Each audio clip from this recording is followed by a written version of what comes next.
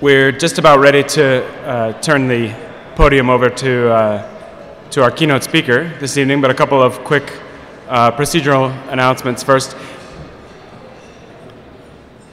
Anyone who asked around dinner time for a shuttle change, check in with reception on your way out to get the updated details on that.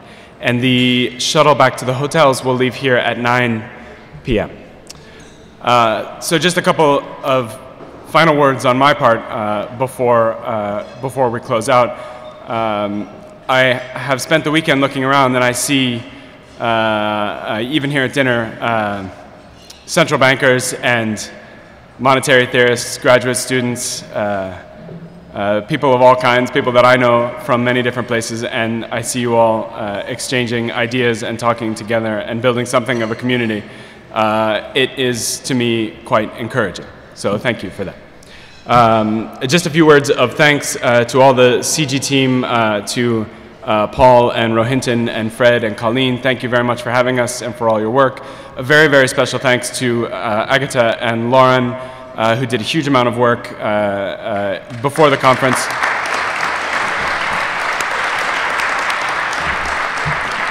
Before the conference and during the conference, getting everyone here and making everything happen. They made my life very easy, so thank you very much. I give you now Perry Merling to introduce our keynote speaker. Thanks.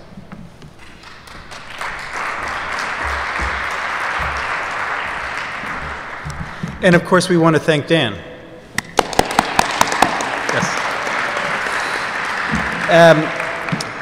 So it's my great pleasure to introduce our keynote speaker, a distinguished scholar and really good friend of mine, Katharina Pistor. She's the Michael Sovereign Professor of Law at Columbia Law School and Director of the university's Center on Global Legal Transformation, and she serves as a member of its Committee on Global Thought. But I got to know her because she's principal investigator of the Global Finance and Law Initiative, an INET-funded collaborative research project aimed at reconceptualizing the relationship between finance and law. I actually wrote a paper for her, and let me tell you, she's a taskmaster. In 2012, she received the Max Planck Research Award for her contributions to international financial regulation, and she's still moving. She's going to talk to us today about dichotomies in law and finance. Welcome, Katharina Pistor.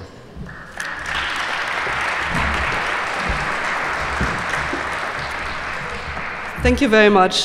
First of all, I would really like to thank CG and INET for having me, for putting up this great event.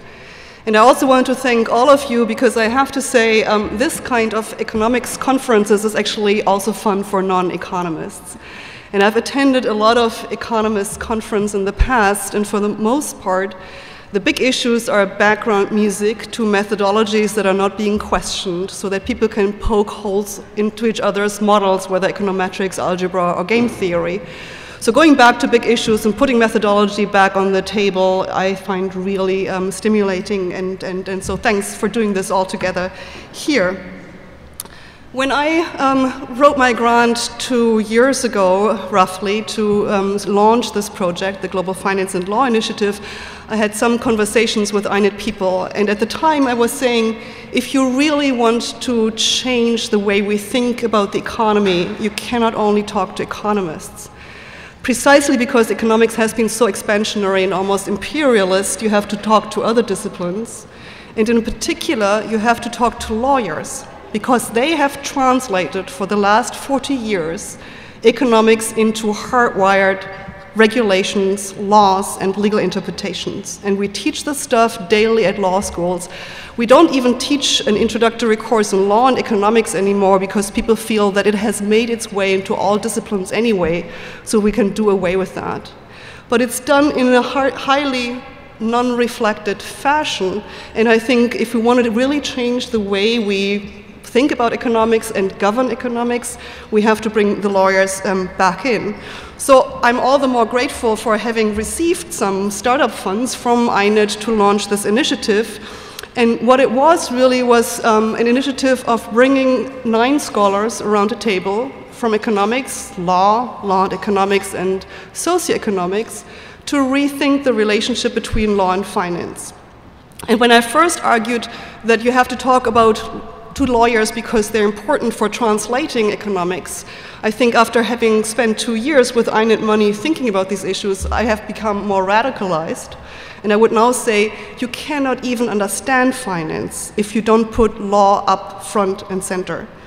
Okay, so let me explain why. But I want to do this in a fashion that also speaks to the theme of the conference, the false dichotomies, because I found it intriguing to think about the journey that we took on this project through the lens of the dichotomy story. So I basically sat back and said, well, what kind of dichotomies have been abound in the field of law and finance as discussed over the last 20 years or so? And clearly there's been always law and finance, and the assumption was there is finance out there and then law fixes things that finance can't fix on its own, so you deal with market failures and you deal with information problems and transaction problems, etc. Then of course there's the big dichotomy of state and market, of public and private, money and credit, rational and irrational, autonomous, embedded, uncertainty and risk, knowledge and information, law and power, a mumble jumble of dichotomies. Where do we start and where do we end? Which ones of them are important? Which ones of them are true and which ones of them are false? So clearly, as we all know, dichotomies are useful sometimes to frame an issue, just to have the two polar points of a debate carved out. They're very often more tractable than entire complex theories. They're useful heuristic devices, but of course they also overstate the differences between these two concepts on the polar ends, and thereby I think they very often stand in the way of re-theorizing. So we have to take them with caution. They're useful, but they can also be problematic. Now, from the perspective of this project that I have been running over the last 2 years, what turned out now with hindsight, and I did not think about this as we walked through this project, as we did this, is we started this project actually with a set of dichotomies that I was conscious of. So we said it is about the relationship of law and finance, and we pitched them at two opposite ends. It is about state versus markets, and we felt what was also really important was whether actors are either autonomous or embedded, or whether they're rational or irrational. Well, as we went through the project, I think some of the dichotomies turned out to be sort of false or had to be reconceptualized as synthesis rather than dichotomies. And I think that goes for law and finance, state and market, public-private, money versus credit. And some turned out to be simply of relatively less importance than we had thought up front, and I would say that goes for autonomous versus embedded, rational versus irrational. And then there were some dichotomies that turned out to be really critical. So uncertainty versus risk, knowledge versus information, and law versus power were critical for building a new theory. And what I'm talking about here is we're trying to build or develop an inductive theory that is basically using observations of the real world financial system as we have observed it through the lens of selected case studies, and we're generalizing about the structure of finance from that. So it's an inductive, not a deductive theory. But once some of these dichotomies are critical because they help us build this theory, and jointly with some of the non-dichotomous or new synthesis, they offer, I would argue, a coherent reconceptualization of finance and help us to derive some important implications. So what are the building blocks of this new legal theory of finance? And I want to be modest here. My paper that I'm just finished writing and we're submitting for publication very soon is called Towards a Legal Theory of Finance. So I'm not claiming that we're entirely there yet, and maybe you can help us get there. So we're basically starting from several premises that are straight out of economics, at least some parts of economics, but I think at least with respect to fundamental uncertainty, it's so widely acknowledged that I would simply call it a premise, some basic facts that few people would dispute. I realize that on the second concept, the second premise, liquidity constraint, there is so much more debate, and nonetheless, I think the evidence of the global financial crisis shows quite evidently that sometimes there is liquidity, and then the next day it might be gone, so there must be something like a liquidity constraint. And jointly, these two premises render financial markets inherently unstable. So that's nothing new, that's not something that we are adding. But what we are adding is to suggest that financial systems are rule-bound systems, that they're actually essential hybrid rather than being either state or market or private or public, that there's something called the law of finance paradox that is very different from the conceptualization that law is the crutches to a financial system that can barely manage on its own, just needs a little bit support. Also that law is actually not always the binding, credible commitment that it's portrayed to be, but it is elastic. And it's elastic in a particular way, namely it is elastic at the core and rather rigid on the periphery. And that leads us essentially to a political economy of finance, which is to suggest that actually power is the differential relationship to law, where law becomes elastic, power becomes salient. So let me try to illustrate these different elements, and I will come back to some of the dichotomies that we drop, refine, or synthesize along the way. I don't think I have to say much here about fundamental uncertainty, so I just want to skip over this. Knight and Keynes and others, of course, have said this. We think there are two dichotomies here. It is really important to distinguish uncertainty and risk, and it's really important to distinguish knowledge and information. And I'm saying this in particular to a legal audience because much of financial regulation, especially in the regulation of markets, has been geared towards making information more readily available, better packaged, and more transparent.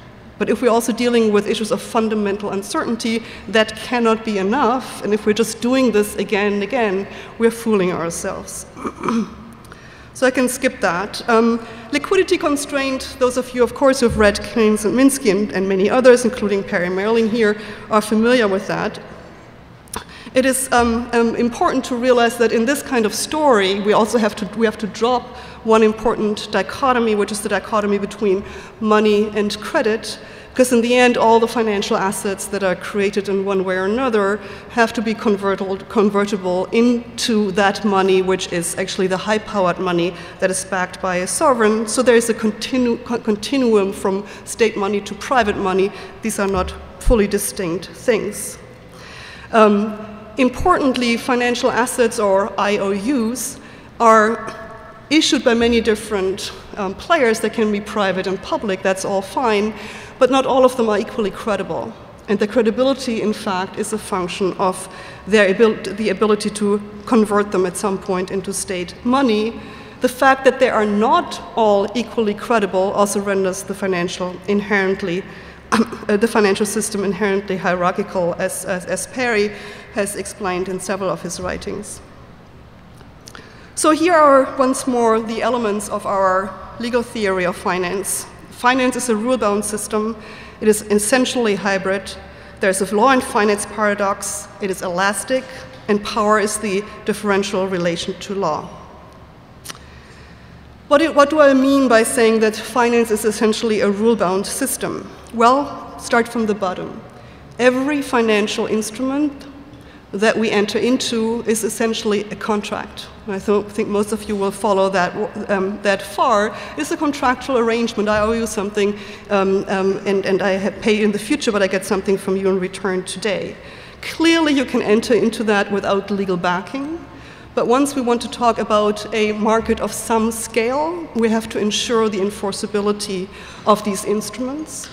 And once we want to trade them even broader, we have to make sure that they do not obviously conflict with existing rules and regulations, because otherwise we might be shut down, or the purpose for which we have created these instruments cannot be reached. So many financial instruments, much of the financial innovation we have seen over the last 20 years or so, of course, was made in order to mitigate the effect of law on private actors. But precisely for these instruments, it's absolutely important to make sure that these new instruments are deemed to be legal by supervisors and courts, because otherwise they could not possibly serve that function to mitigate the effect of law. They would simply be declared null and void. This is precisely why the banks that are issuing these instruments are hiring high-powered and highly paid lawyers, of course, to design these instruments and ensure their compatibility with law. Let me give you one concrete example. I think you're all familiar with the International Swaps and Derivatives Association in London, which was founded in 1984. And if you go to their webpage, it is the who is who in financial institutions that are issuing fancy instruments, and the who is who in the law firms in different jurisdictions where they are traded. What does ISDA do? It creates standard or model contracts for derivatives and swaps, and it tailors them for different jurisdictions around the world. There are standard contracts for Europe, for North America, or for Asia, because they're tailoring to different jurisdictions. They've also gone around the world and have lobbied 50 legislatures to change their bankruptcy codes to make sure that their netting agreements would be accepted by the bankruptcy legislation, essentially prioritizing derivatives counterparties over all other creditors in the systems. So what they have done, they have engineered their products to be compatible with domestic law, and if and when it wasn't entirely compatible, they have lobbied national legislatures to make their law compatible with these instruments. Without this intermediation by ISDA, we would not have had a 60 trillion market in derivatives. They're legally constructed, they're supported by being enforceable in courts of law. Most of them are structured under the law of England or the law of the state of New York. There is no such thing as an internationally traded financial asset that is not rooted in some legal system and enforceable at least in one. The second point is that all of these instruments are created legally and are enforceable. They have to be vindicated, so this is important. Sometimes people say, well, what do you mean it's legal or it's law? Most people are doing this in a private fashion, fine. But already over 100 years ago, people have argued about what is law and when is something law that wasn't created by lawyers or legislatures. Whenever something is vindicated by courts or regulators, that basically makes it law. What does it mean then when we think about law and finance? Well, one thing we have to do, I think we have to rearrange the law and finance dichotomy, if not get rid of it. If finance is legally constituted, it makes no sense really to think about finance as being separate by law. I'm not saying it is identical with law, but these are interdependent yet distinct systems that really work jointly rather than separately in any meaningful way. They evolve, they co-evolve over time, and we have to understand them as such. Another implication follows from that is that there is no such thing as deregulation. Any form of deregulation is simply the delegation of regulation to non-state actors, while implicitly guaranteeing them the full force of the law and the court system to enforce their contracts and property rights. So when the 1974 Treasury Amendment basically said that the foreign exchange futures market would be off the charts for the CFTC, they basically handed over the regulation of these markets to the largest banks, the Fed, and the Treasury through the Office of the Control of the Currency. And they have created new mechanisms to govern the markets. There is a foreign exchange committee at the New York Fed where the market players with the largest market share are sitting around the table. And it's governed by the state of New York because this is all happening in New York. And yet it's not entirely local because this is one of the largest foreign exchange markets in the world, yet governed by the state of New York and some federal regulations as well, plus of course the private arrangements that they have entered into. And then finally, what about public versus private? If every private arrangement that holds water must be vindicated by law, we have to somehow become a little bit softer on that dichotomy too.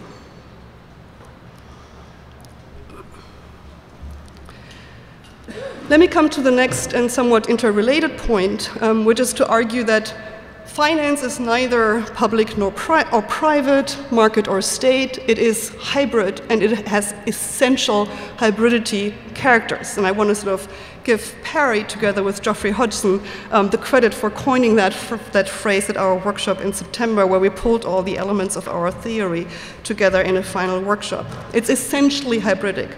And what does that mean? So let's start from the top this time and think about what state money is. Well, state money is the legal tender. That's what every country does. It defines that something is the legal tender by default. That's what most of these transactions in this country have to use for their transactions. Of course, you can, again, issue an IOU, but you cannot simply, without authorization or some kind of vindication by law, use completely different currencies on your domestic grounds. We see sometimes this spills over in Russia after transition or so, but in principle, every country defines something as the legal tender. It is the currency for final settlement by the banks with the central bank. It is the currency in which the state collects its revenue and pays most, of course not all, of its debt. And at some level, the liquidity of all other privately created monies depends on their ability to be convertible into cash. Not all always have to be convertible into cash, but of course we know from crisis situations that at some point the only asset that is safe is the legal tender, and that's what we want to have. We want to hold dollars, or we want to hold closed dollar substitutes, and this is treasury bills, and of course these are also issued by the state and prove the argument. This is essentially hybrid. And then finally, only a sovereign has access to unlimited resources of high-powered money. The very definition of private entities is that they have a hard budget constraint. You can't just produce endlessly new resources without being held accountable or to task at some level. I'm not saying that all sovereigns have access to unlimited resources of high-powered money. Those that have given up their currency don't, and those that issue most of their debt in foreign currency also don't. So Ireland is not the same like the United States, right? Neither is Argentina, even though it has its own currency, but it had to default at some point because it couldn't really do the safety net for its own country because it had to pay back its debt in dollars. There's another false dichotomy, of course, that comes up, which is state versus market. It has very much overlap to what I said before, so I don't want to say too much about that here again. But also the public-private breaks down at some level. Or we have to rethink what it actually means to have, let's say, private backstops rather than sovereign backstops. So while I think it's true that only sovereigns have unlimited resources to high-powered money, we see, of course, and Perry has again worked a lot on that, we see a lot of private intermediaries step in and play a role as backstops. Goldman Sachs was the backstop for Bear Stearns unless it no longer was. And then the only place to go was upwards in the hierarchy of finance to the Fed. You can point to MF Global, maybe, helping by betting on sovereign debt in Europe and buying a lot of that sovereign debt. In a way, it worked like a private backstop on that debt of some of these countries there, until it no longer was able to do this because it was running out of money itself, at which point for it, there was no other way than to bankruptcy because that entity was small enough to fail. So private backstops can be first-in-line backstops, but typically they're only second to last resort backstops, and they cannot do the last resort lender or dealer functions in most cases. You could, of course, argue the sovereign wealth funds have played something like a role as backstops in the financial crisis in 2007, but they also stopped doing it at some point, and that's when the sovereigns came in. One point I just want to throw out here, while it's important to think about the backstopping function and sort of the lender of last resort and dealer of last resort function when we talk about essential hybridity, I want to emphasize that the propensity of making use of that is a function of how we have legally designed the financial system in the first place. So if it's a little bit more robust and not quite as fragile, we don't have to breach, basically, into the public purse too often, and so we can at least uphold the idea that there's a separation between the public and the private for a while. But when push comes to shove, and when you put the stress test on the system, we have an essentially hybrid system. Now let me say a few words about the law of finance paradox, which I think is also critical because it reshapes the debate about what law of finance is. And here is how it goes. So I said at the beginning, we are building this theory on the premise that there is fundamental uncertainty and liquidity constraints. If you take this as a given, then you realize that if all contracts were enforced as written, the system would self-destruct. It has to. Because if events occur that nobody has anticipated in their implications for the systems, and you nonetheless enforce all contracts, the system will go down. To avoid that outcome, the binding power of law must be relaxed, if not suspended. And yet, and that's why it's paradoxical, if we suspend the binding power of law, we are undermining the most important function of law in the financial system, which is to make commitments credible. So law and finance are interlocked in a way that on the one hand you say we want to have credible commitments, and the law is backing them by making the legal system available for enforcing them. And yet if we did this irrespective of context and change in circumstances, we will put the system on autopilot basically to self-destruction. I think the best example for them is AIG and AIG London. So AIG London issues all the CDSs to major international banks, which have contracted for ex ante in very detailed, complex contractual documents that if the underlying asset prices, effectively the housing markets in the United States, drop by more than X, then the insurer has to put up additional collateral calls to make sure that they can live up to the commitments they've made. As a result of these legal commitments, when housing prices indeed went down, even though they had been deemed to be not very likely to go down, but when they went down, AIG London had to dole out $31 billion in the first 8 months of 2008. How did they finance that? Well, they had pre-negotiated an open credit line with AIG United States, the parent company. And so they bled AIG US basically to death. And when the Fed went in, through the bailout arrangement in the fall of 2008, it rescued AIG, but still the company was bleeding because they hadn't taken care of the contractual commitment that the subsidiary had made and the contractual relationship between the subsidiary and the parent, which is why actually there's a lot of litigation going on right now, whether actually the directors and managers of AIG or the government, once it stepped in, has violated its fiduciary duty by not canceling these contracts. What the government essentially did in the end is buy out all the CDSs at nominal value to get rid of this bleeding effect that was contractually hardwired. These were precisely the legal commitments people made to make CDSs an attractive asset. And so they basically gave 16-point-something billion dollars to Société Générale, 14 billion to Goldman Sachs, and about 8.5 billion to Deutsche Bank, and there were like a handful of other international banks that benefit from American taxpayers' money in this way. So again, once we realize the law of finance paradox, that there's this tension between law and finance, and yet they are interlocked. It takes the two to tango, essentially. I think then when we think about law and finance, we have to realize that there would not be a global financial system without law. And yet law, paradoxically, can bring the entire system down if it is too rigid. As I said before, there are other not so important dichotomies. I think you can argue this case, whether or not you believe that actors are embedded or that they're rational or irrational. I think you can actually show that when they're rational, it's even more likely that this self-destruction of the system will happen, so we don't really need animal spirits here. Now comes the next element. How do we deal with the situation? When the law of finance paradox is allowed to run its course, what happens next? Well, empirically, we observe that in the last instance, at least, when the whole system gets into reverse, we make law more elastic, or we suspend the full effect of the law. In principle, AIG should have gone bankrupt, right? And that would have actually resulted in canceling out all the contracts that they would have had with others. And of course, that would have meant that they would have had to go out and find some ways to cover their loss, et cetera, et cetera. And that's why it wasn't done, because there was a real fear that it would bring down the entire system. Now, what is important here is that I think empirically we can show, but I really want to make, I want to do more research to show that this is systematically true, but I think we can show it with a couple of cases.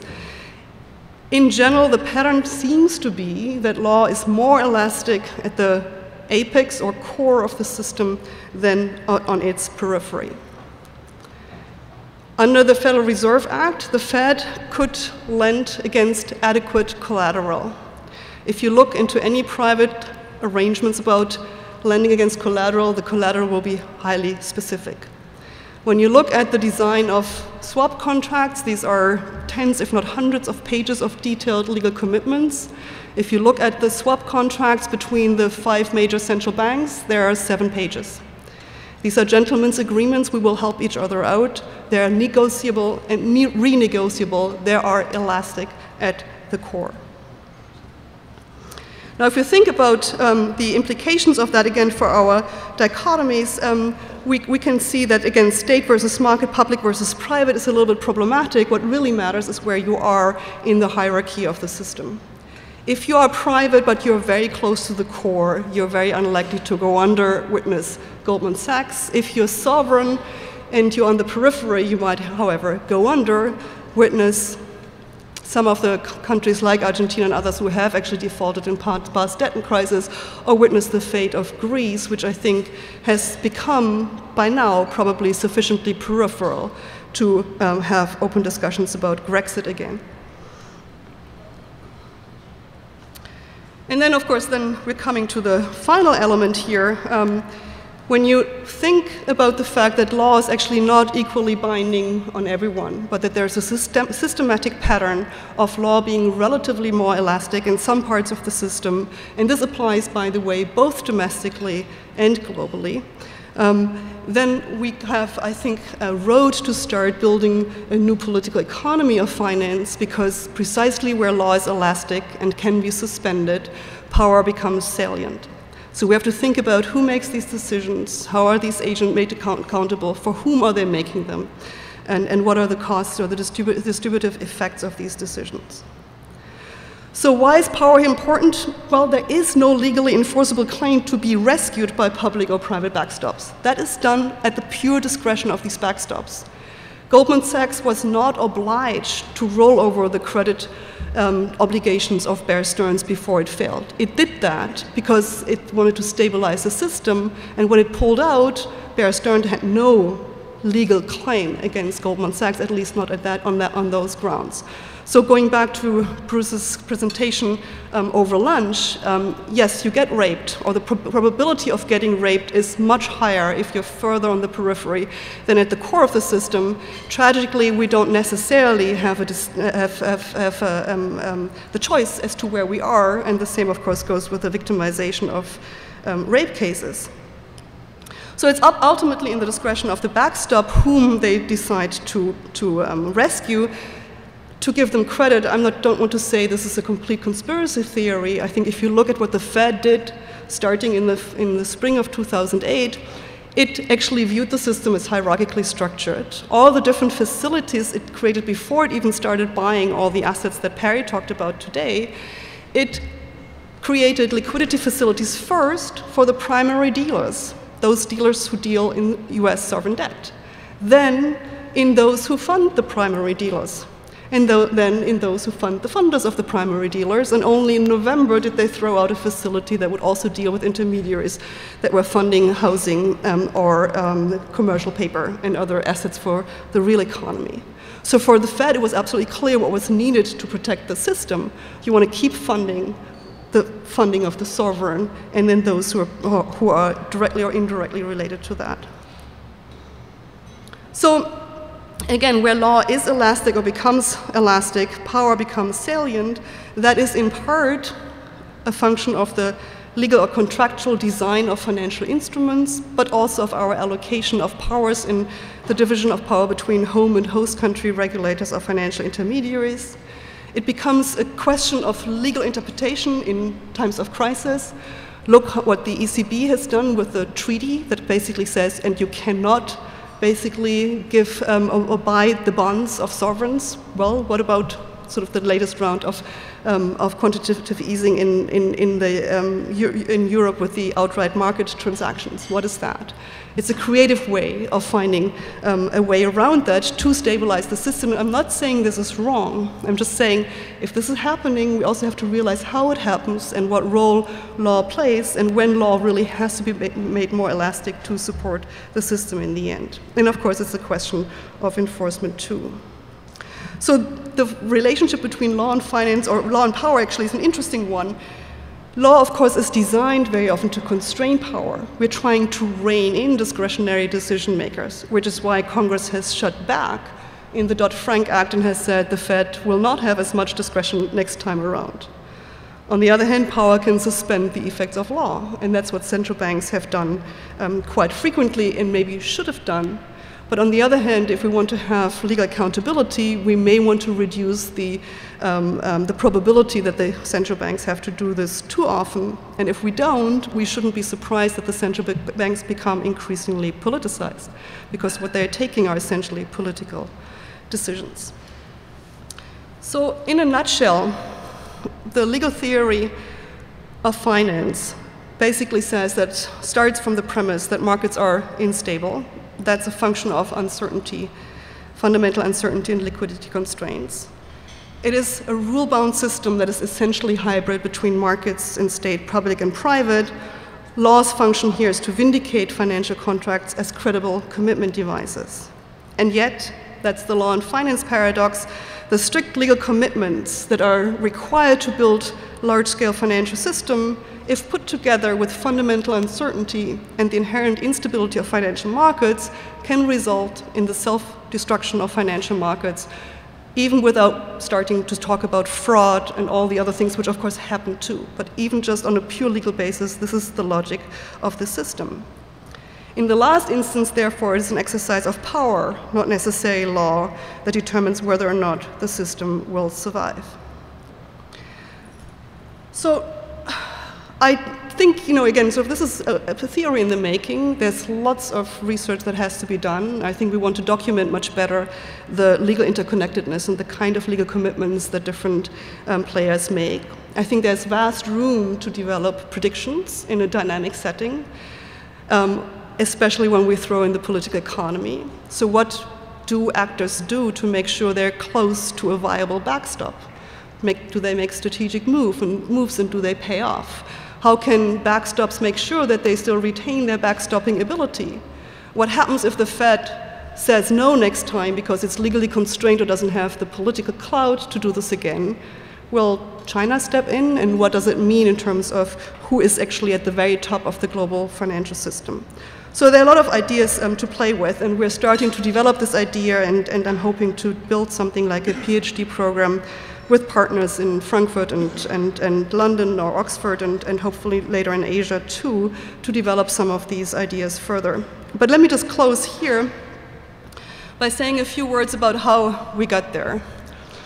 Recall at the beginning we were looking at this mumble jumble of dichotomies, and that's not exactly what we did, but somehow, given the literature that we knew and the struggles we had with it, we were caved in a little bit by some dichotomies. We're thinking about law and finance and autonomous and embedded, rational and irrational. And then along the way, we tossed these dichotomies. Why did we do that? Because one of the fundamental premises, or actually agreements, commitments that we made when we participated in this project was to say, we will question every assumptions that we make. And every assumptions the theories make that we're trying to invoke, right? We just don't take these things for granted. So questioning both the theories and the dichotomies that are derived from them along the way, I think helped us to speak about these issues. I think what also helped is that we had specific case studies. So we were not only talking abstract things, but very specific cases, and could talk about them without the barriers of different disciplines intervening. So diversity for creating new ideas helps a lot, and collaborative research projects does too. And I think INET is just a wonderful interlocutor to create these kind of fora, as we see at this conference and elsewhere. With that, thank you very much for your attention.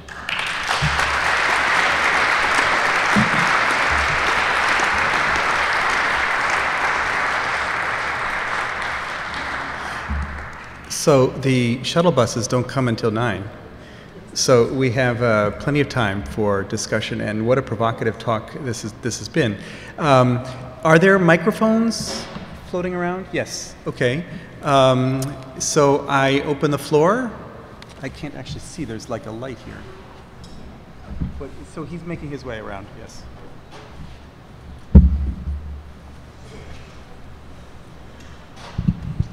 There's something monolithic about your dichotomy of the law. I appreciated at the beginning when you're talking about how the derivatives writers tried to make their contract legally superior to others. But the fact is there were other earlier laws on the book. In New York State, the law of fraudulent conveyance would have given an opportunity for the debtors to claim that if you made a loan without having any idea of how the loan could be repaid, the law is declared fraudulent, null and void. The whole purpose of this was to prevent the kind of crisis that's coming, because this law was on the books, as you know, ever since New York was a colony. So obviously it's not the law that's power, it's particular people who have somehow sidetracked the law of fraudulent conveyance to put it in the hands of predators instead of the people whom the law for the last 200 years was supposed to protect. Right. I think I'm not sure why you're using the term monolithic, but I think your example is a great one, because I think indeed many of the legal premises were on the books. The key for those who designed these instruments and their lawyers was to convince the regulators that this was not speculative, that what you were creating was not subject to fraudulent conveyance doctrines or other doctrines.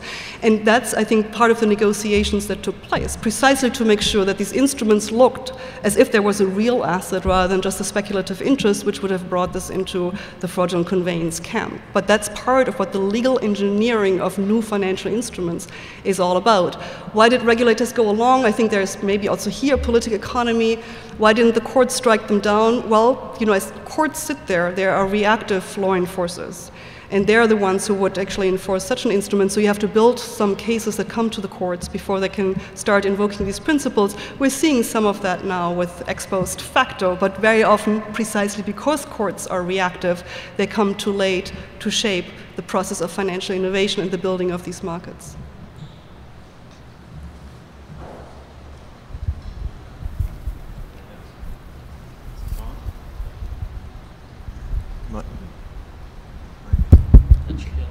Mine is on. No, go ahead. No. No, you're older than I am. No, I'm not. Okay. Well, I was happy to see that you kept the dichotomy between uncertainty and risk, that you got rid of the dichotomy between rational behavior and irrational behavior. But I wonder if you could explain a little bit better why you believe in this paradox that you mentioned, that if the law is not enforced, then it's going to self-destruct the financial system. It seems to me that if you know that indeed you have uncertainty and you have these possible liquidity problems, then you're going to devise legislation in such a way that you're never going to be in a situation where the financial system will self-destroy. Okay, so that's a great comment, and I think you're exactly right. We can design the legal system, the examples in law that help us deal with that. The problem is, I think, that many of the privately created legal instruments do in fact create highly binding commitment devices that do not have many escape clauses. Now that is changing too. So during the crisis, or in the aftermath of the crisis, the Delaware courts actually have tolerated some clauses that allow people to walk away from a transaction if things have changed more than they had earlier. Let me give you a famous example that I love to give here, and actually how the law can accommodate fundamental uncertainty, but not all legal systems do this to the same extent. And again, very often it is the courts who have to resolve that, and the courts might come too late. But the example that I have in mind is hyperinflation in Germany in the 1920s, when for years the courts, all the way up to the Supreme Court, argued pacta sunt servanda. You have to enforce the contracts as written with the nominal value of the Reichsmark as it was, which basically meant that somebody who had given a mortgage in South Africa, prior to World War I, wanted to give the creditor 50,000 Reichsmarks in 1922 or so to say, now eliminate my mortgage. And obviously at the time you could barely buy a loaf of bread for 50,000 Reichsmark. So this went all the way up to the Supreme Court again, and actually under a situation where the court was in what some people have called an endogenous legal boom, because ever more creditors ran ever faster to the courts to enforce their contract. So the whole system was on the verge of collapse. In that situation, the Supreme Court says, hang on a second, we did say pacta sunt servanda, but we also have a provision in the code that says all contracts are subject to the principle of good faith. And if we enforce contracts under conditions that neither party could have foreseen, and if that enforcement of that contract would create great harm for at least one of the parties can make a claim for adaptation. And that's what the courts did. Now, American courts are much less inclined to do the kind of adaptation, but if contracting parties include these into their clauses, they are more likely to be enforced now than they used to be. And I think that's exactly the pitch I'm making right now. If we think about the financial system, we have to think about stabilizers, right? We have to think about stabilizers, and I think this goes to Pavlina's comments early on when we talk about employment. Stabilizers further down on the periphery, so that the pressures actually of the cascading system coming back to the very top doesn't build as fast. And we could play with that much more. There's a price. Right? So the idea that you have this fundamentally binding commitment so that you get access to capital, and that's what we're telling emerging markets and developing countries and subprime mortgage house owners, etc. We tell them you can get this only if you make this absolutely binding commitment, right? And I think we have to relax that notion in order to deal with the law of finance paradox. Okay, thank you. The question I'd like to ask is the implications of globalization for the development of your theory. You asked Emma last night the implications of globalization for her work, and I'm really thinking about it from two perspectives. Globalization in the context of the advanced countries and cross-border flows, and what that might mean. Let's think about it just in terms of regulation, and who's responsible for that regulation from a legal point of view, and how should we think about that architecture? So that's one aspect, but the other aspect of globalization is obviously thinking about the integration of China, and how we should think about your theory moving forward in terms of the integration of what is, at the moment at least, a very different credit culture. So as you think about these globalization trends, what does that imply? How does your thinking move in the direction of globalization from both those perspectives? Yeah, thank you. So I think the first thing I would say is that there is no such thing as a level playing field, right? So much of the harmonization and standardization of law that we're using, either through Basel or through IMF's international architecture, financial architecture, is to say if only everybody had the same set of rules, we could have a fully integrated financial system. If my theory, if our theory is right, then having fully predictable laws and rules on the books is unlikely to hold water if events occur that we haven't anticipated, if there's fundamental uncertainty, and certainly not if we then have underlying contractual and other commitments that put people into very different positions vis-a-vis others.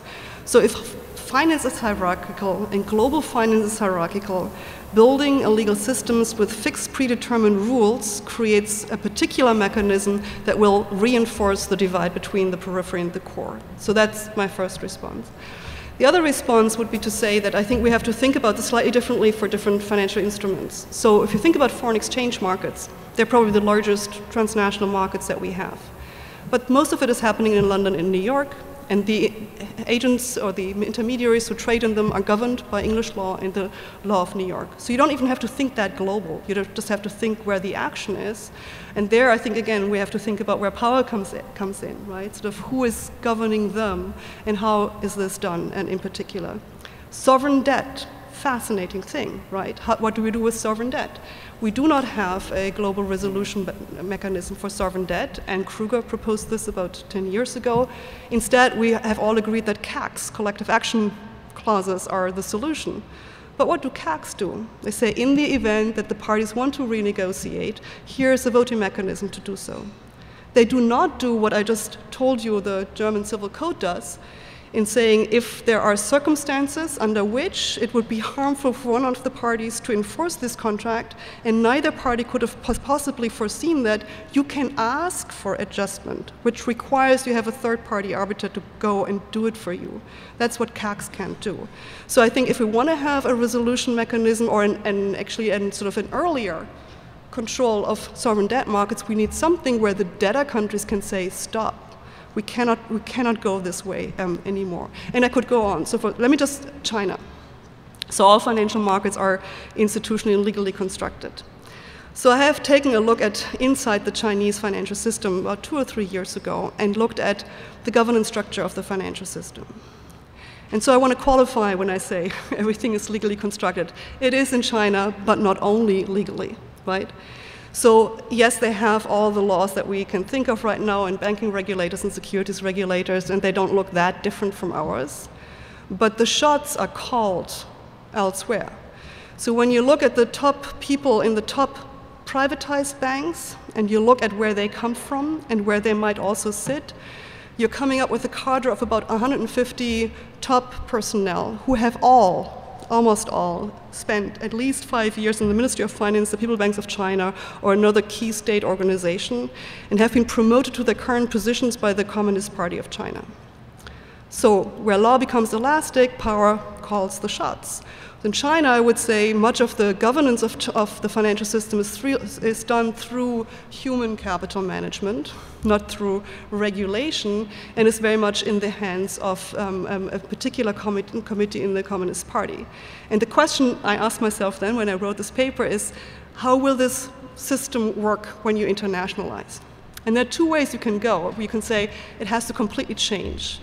But then if you look at what China has done over the last couple of years in integrating itself with different agents and intermediaries, so Morgan Stanley, Blackstone, right?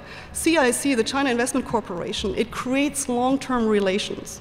It can't control their promotion systems for sure, but it creates close relations with some intermediaries that now, and they have outsourced their investment to them. So I think they will probably continue to call the shots more through informal things. They don't sit on any of these boards. They absolutely refuse to do that. They keep their stakes low enough that they don't get into the purview of any major regulators. And yet, you know, with $200 or $300 billion the CIC can invest, it has quite a bit of power. Thank you. Thank you for your insightful speech. The talk at my table was all about the catch with moral risk, both for banks and the system itself. Could I invite your thoughts on exploring the concept of moral risk, both for a legal perspective from the state of New York and a global perspective, both from the banks and the legal system itself? What is legal flexibility? What does financial institutional flexibility? What does the actual what do the actual undertakings of financial systems mean in terms of moral risk? Moral risk. Moral risk. Right. So it's interesting, right? Because on the one hand, you know, we want to create predictable commitment devices. We want to have rule of law-based systems, and I'm all in favor of that too. And I'm basically arguing if we take this too far, if we don't create some buffers, some safety valves along the way, we're probably putting the system on a way to self-destruction, right? And then the question, of course, comes in within that system, how can people game it either way? Can people game it when you have very strict commitments? Of course they can, right? You can, so it's not the case necessarily that you have binding contracts and strict regulations and everything is enforced, that the system cannot be gamed. We just heard exactly how it is being gamed. We're basically renegotiating the interpretation of the rules. And that, of course, is morally wrong because you're adding to the instability while pretending that everything is under control. But that can happen. And then the other aspect of it is, you know, even if everybody was doing the right thing according to their contracts, I think if something completely unpredictable happens in the future, this beautifully legally designed system may actually destabilize very fast. So I see the point, but I think it can actually play out in both games when we think about bad players and good players, which is why I'm a little bit ambiguous about its implications.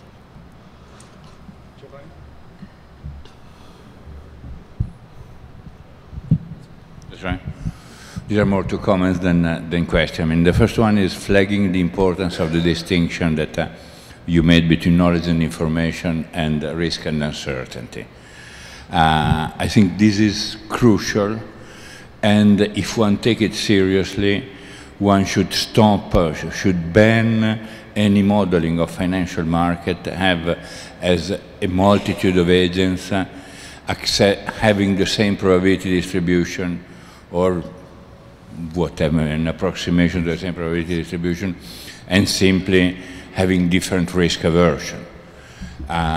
Agents have got different vision of the world, different types of knowledge, even conditioned on the same information. So let us stop this idea of a fundamentally transparent world in which everyone has got the same knowledge, and maybe there are variations in the signal that they receive from a uniform world. The second comment is about power. There is a consensus among economists not to talk about power. And power is generally reduced to endowments. No, power is power, and is well beyond endowments. And I think this should be very high on the agenda of all economists. Take power, bring power into the economic analysis. Yes, thank you. I don't think I have to comment on that. Thank you very much. I'm not sure where the second microphone is. Okay. Yeah. You have the squatter's rights here. Yes. Do you hear me? Yes. My name is Aske Thorvarsson. I just wanted to ask you one question with a little bit of comment beforehand. I think one example of what you described so well in your lecture is what is used to be used as the signal of the crisis, the Lehman Brothers Bank. Mm-hmm.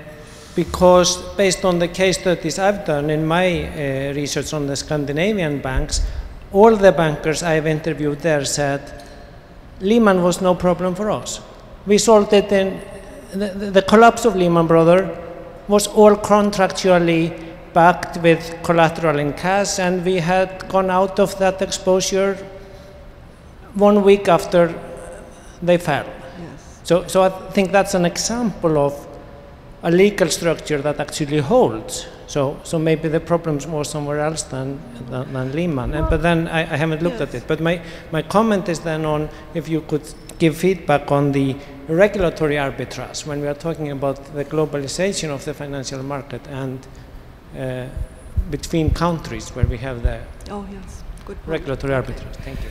So on Lehman, I think, again, the full autopsy of Lehman still has to be done. It's not that easy. The good news is we have tens of thousands of court documentation at this stage, which are fairly public. So if one wants to do them, one can. It just needs a lot of time and resources. But I think arguing that we are no longer directly exposed to Lehman and the assets is either issued or holding is probably not enough. What happened is that the money market fund was affected because they held some of this crap. And if you then are indirectly linked to the money markets,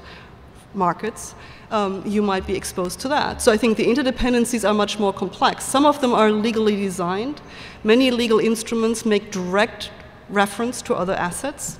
Derivatives particularly do that, but others do too, or they make references to the price of treasuries, or they make reference to certain exchange rates, or they make reference to something like LIBOR, which we also know is no longer some kind of a market thing, but is a socially embedded, constructed anchor interest rate, and we no longer like the way it's being constructed, but we have to find another way because we probably cannot always rely on the market to come up with a price that is easily observable, because when they don't, they don't. And that's what happened with LIBOR in the financial crisis. So on Lehman, I think the conundrum of this theory is that I think what we would need to prove or disprove it, or if we really think about it, it has some value, we want to do something about regulation, we need much more information about the exposure of different financial intermediaries to one another and the terms of that exposure, which means we would have to know the private contracting terms, which we don't have access to. We now have some access to them that happened in in the crisis, but many of the new ones that are currently being created to evade rules, and here I'm coming to your second point, we also don't really know how they're being created, and of course it's all proprietary information and you don't really get your hands on it. So I would love to have much more information. I think regulators too should have that. I wrote a little INET blog a couple of months ago, and looking at a graph the ECB put up in its stability report, where they were trying to figure out what the exposure of individual banks is to one another, and they were getting the information from the European Banking Authority, and all they could do is to do simulation analysis, because the national bank, central banks do not release the information of individual bank exposure. They only give you the information at the aggregate level.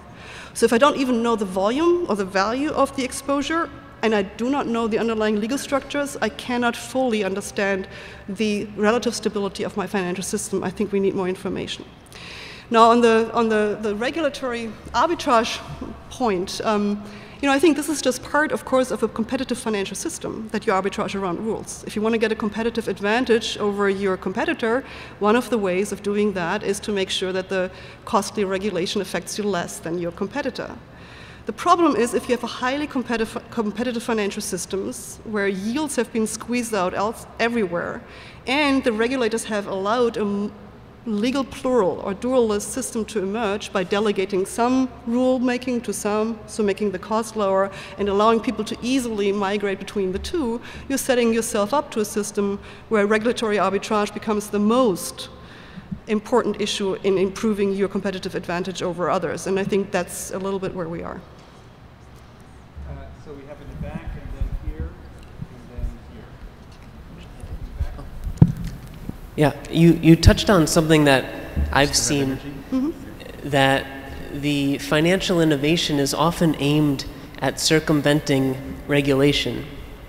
And even throughout financial history of crises, this seems to be a common theme, that the regulators are always one step behind. And so I'm wondering if you have any thoughts on what can you do about that, if anything. Yeah. No, I think you're absolutely right. And we're always resolving by regulation the past crisis and don't know how to deal with the future. I think we could make some progress if we realize that we cannot predict the future, if there's fundamental uncertainty not only for market participants, but also for regulators. This is why I think it's completely crazy to waste 10 years of our time to write sort of some new rules in Basel and then wait until all countries have implemented them. That creates petrification in the regulatory system, because by the time everything is implemented, nobody will change them again, short of another crisis. Right? But if you are dealing with an inherently unstable financial system that evolves very fast and where we have fundamental uncertainty lurking around the corner, it's crazy to think about predetermined fixed regulatory principles to deal with the system. So let's change that. What do we need instead? Of course we need some regulation. We need some safety valves, I said before. I think we need a much more procedurally based regulatory regime that does two things. One, bottom up, it creates safety valves on the periphery in a different contractual arrangements where those guys with the back against the wall can come in and say, we need to adjust. This is not going anywhere, because it's sort of becoming a systemic effect. We need more of that, and we have to think about how to design it so it cannot be gamed. Of course it will be gamed. Everything will be gamed. We just start from that, right? The question is how we can deal with this in a maybe slightly better way than we currently are doing. And the other thing we need at the top, rather than having rigid predetermined rules and just agreeing on some for some entities, we're again creating a dualist regulatory structure. We're regulating whatever we have called banks in law. We're not regulating everything else that walks and talks like a bank, but it's not a bank by law. Crazy, right? So what do we do here? I think we need actually something like, I call it something like a 9/11 switchboard. We need somebody who can be alerted to bringing the right people around the table to try to respond to a looming financial crisis, and earlier rather than later. So we need an early response system with fairly great flexibility to respond to the crisis that we have. So there is discretion here, and we have to think very hard about how to make that a bit more accountable.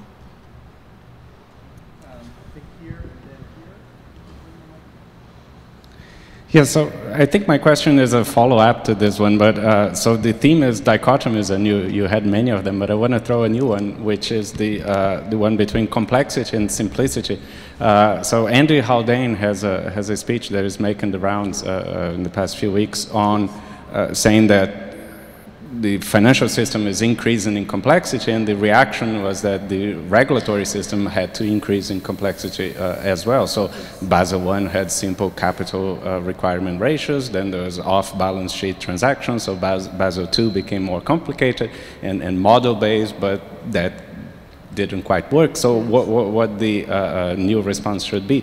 And Andy seems to side with the idea that you don't fight complexity with complexity, you fight it with simplicity. Maybe that's a better strategy. So I wonder if there is well, what do you think about this for financial regulation in particular, but also if there is precedent in other areas, maybe other legal systems that have to deal with increasingly complex subject matters and how they responded. The silly example that comes to mind is, for example, family law and reproductive rights and so on and so forth that have become increasingly complex over the years. What was the response? Yeah. So this is a very good point. So I take another dichotomy on board, complexity versus simplicity, and I think it's an important one. And I think it's important for reasons you have suggested. One is that it's much harder to observe where the market might be destabilizing for a highly complex system. It's much harder to regulate, so maybe we want to make it a little bit more simple. I'm a little bit ambiguous about this one because I also think that the complex financial instruments that have been created are not all evil as such. Under certain conditions, they can become weapons of mass destruction.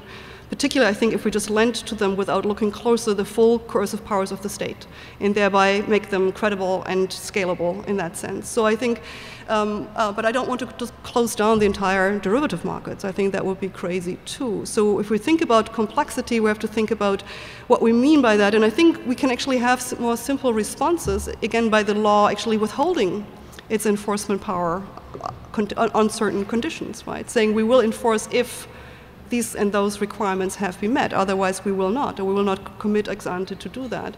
And this might result in an adaptation of the kind of financial products that have been created. So I think the process that you create is actually, yes, more complex, or simple rules, more complex response, more complex rules, even more complex responses, and we lose completely control. We have to just basically, I think, go back, but we also have to be smart in regulating in a way that we change the incentives to create yet another very complex thing just to make sure that the regulators don't understand it, right? So if we take that out, maybe we have more meaningful financial innovation.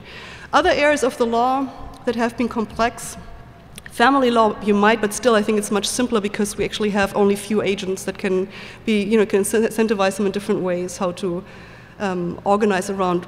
But yes, very complex issues. I think some of the property rights debates deal with very, very complex issues. We are, among economists, I think the notion what property rights are is a very highly simplistic one. It's mostly about the power to exclude, and that then brings you the entire story about internalization, externalization, etc.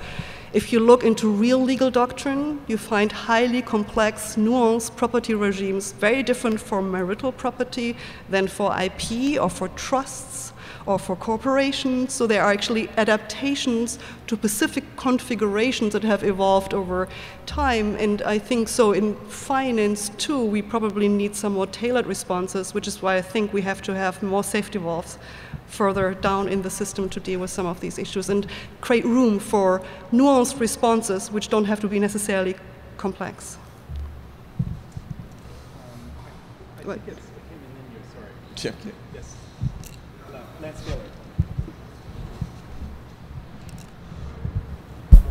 A quick question. How do you deal with conventions? I mean, Keynes' solution to uncertainty was the existence and persistence and then the breakdown of conventions about what goes on in finance and also other parts of life, of course. Now, you haven't mentioned that. I mean, you've talked about fundamental uncertainty, but you haven't talked about it. It's kind of a Ptolemaic, it's an epicycle, but somehow that must enter into the way you should think about these things, no? Yes. No, I think this is a good point. I mean, I probably have to think about this a little bit more, but my direct response would be, we see a lot of conventions built into contracts. It might not always be the right convention.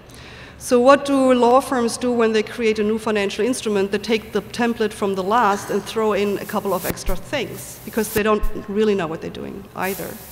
But this can have actually it's not only a way to make the world a bit more predictable and manageable, it does that for the lawyers. But it doesn't do this necessarily for the world as a systemic level, because the built-in features of these contracts might have results or produce results in the future that we can't fully anticipate. So there's enormous amounts of conventions in the way we create laws and regulations, and very much informed by a legal system, and there is therefore a certain level of autopoiesis, as some people say this in system theory, like Luhmann and then Teubner in Germany, who sort of think that legal systems actually evolve themselves autonomously because they create their own conventions and they don't shift radically.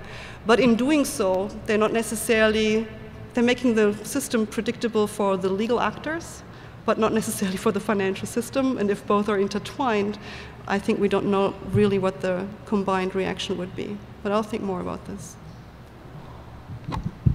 Richard Werner from Southampton University. Sorry, I lost my voice in Taipei, where I've just come from. Two things very quickly. Number one, you mentioned legal tender and state money. I wonder, are you aware, would you agree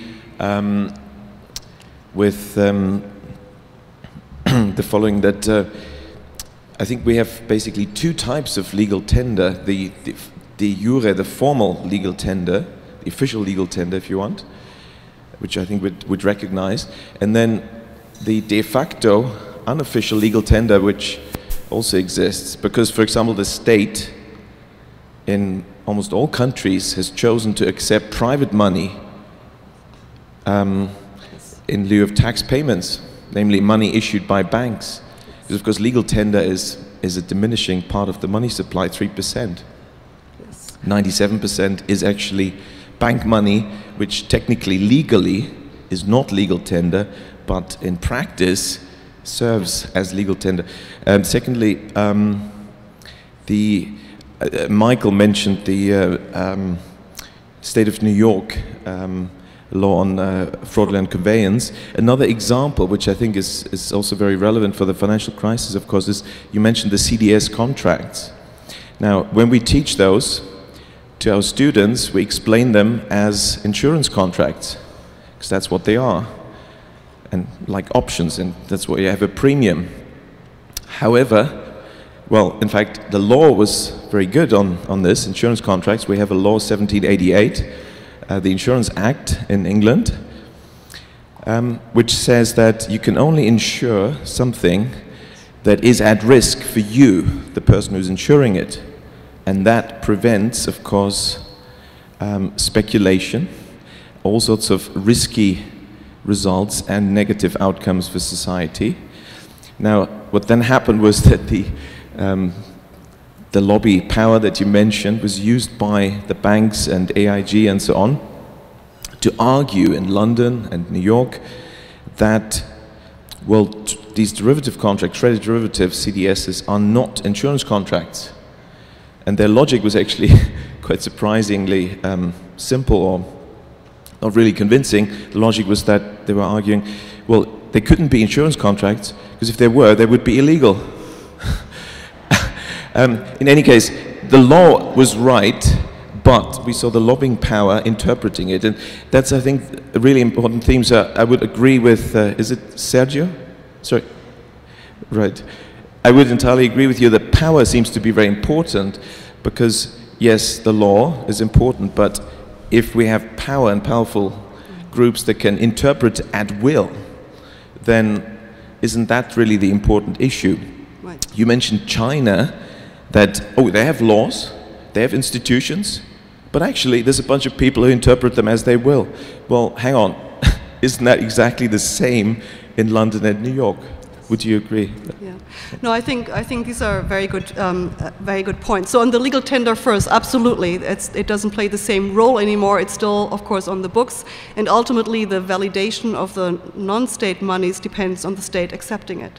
So in that sense, you know, in the end, they also want to be convertible into that legal tender, or at least be absorbed by the central bank if push comes to shove. So they must make that case. I want to say one more thing, and that's sort of a prediction I derive from this theory, is that that if you think through the hierarchy of money and this instability and the tendency of law to treat the periphery and the core differentially, I think it's not surprising that what we observe is a high concentration of major financial intermediaries very close to the core, the twin core of the global financial system, which is New York and London. And that's actually where rules become negotiable. I mean, the Foreign Exchange Committee at the Fed has the market players with the largest market share right sitting there in the committee, and they make governance together. And of course, the Fed is sort of a participant in the markets, in foreign exchange markets, right? Not only a governor. So this is a club-like governance arrangements, and I think we see that elsewhere too, and that is being exploited by those who play the game. So this goes back, you know, can we actually reconstitute the system somehow? Because the logic of the system creates actually concentration of power that makes it very difficult to unwind. And I think one of the things that I do say in the paper that I just drafted is we shouldn't be surprised that it's so hard to reform the system, because where it would need to be reformed is at the very core, where the political forces make it almost impossible. Now, my hope is that by making the law a little bit more flexible at the periphery, the game that you can always expand in the periphery and cut loose from it if things go wrong can't be played forever. So the increasing concentration at the core won't play itself out quite as much, but that's a longer-term picture. But in the end, yes. Since I've done the China study, I've always wanted to do a similar study about England and London. I wouldn't be surprised about the results that I can easily imagine. The personal networks at the very core of the system are quite dense. So I've lost track of the other microphone. Speak up. I'm not sure where the other microphone is. Okay, call on somebody. No, they have both. There are no callers. I think they're floating. So maybe we're done. Okay, excellent. Thank you very much. Thank you.